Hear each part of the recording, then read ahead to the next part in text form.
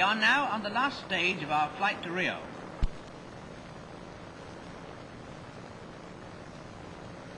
The daily paper is delivered. Yes, we have our newspapers, and the coast of Brazil is at hand.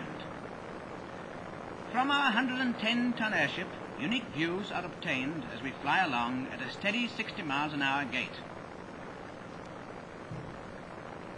The coast is constantly changing, and our speed enables us to get real moving pictures as we proceed.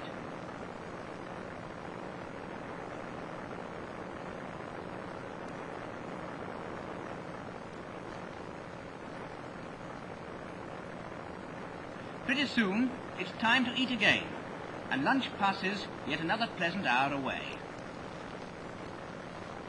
We are just about 300 miles from our first landing place in Brazil, and pass every type of country, flat and wooded, rocky and marshy. Flying over river and bay, our airship eats up the miles, and all of us are looking forward eagerly to an early and safe landing. Small towns pass below us as the ever-watchful navigators steer a direct course for the airship, although one patch of stormy weather sends us a little out of our way. Avoiding the storm, we get back to the coast again and continue southwards, our camera busy meanwhile. And here's a queer rock formation, just like a human face jutting up from the land. And now we have reached the town of Pernambuco, and a minute or so later finds us over the landing ground, ready to anchor to the great mooring mast. Willing hands help us to our position, and the non-stop flight of nearly 5,000 miles is over, and we are safe on land again, after a trip of but 68 hours, a record flight.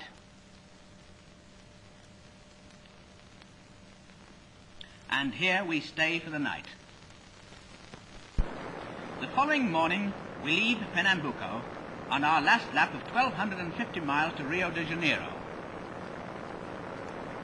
The barometer is steady as we rise into the air again in fine weather, and everything promises a pleasant voyage. Everybody is in good spirits at the prospect of a fast trip to Rio. Even the steady throb of the 5 engines propelling the 700-foot air monster seems to be in harmony with our mood. Here's a queer view, taken from the nose of the ship, looking down on the control cabin. The view from this cabin, too, is just ideal for observation.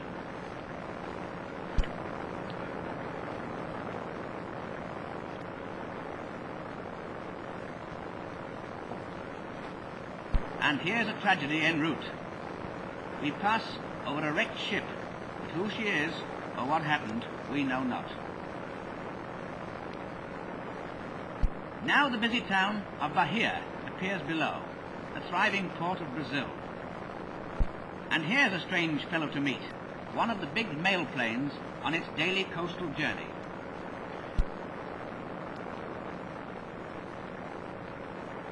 A few hours later, we catch sight of Rio, very welcome to our eyes, in spite of the mist and rain which first greeted us.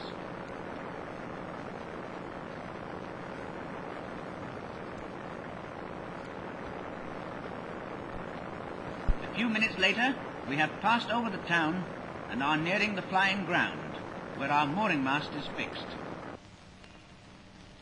And here we are at last, at the end of our journey. A fast and pleasant one for all of us, and a trip that will leave many happy memories in our minds of this unique voyage in the great Skyliner. Long may she ride the air on her lonely voyages across the vast Atlantic, braving the wind and the storm as she throbs her way through the sky.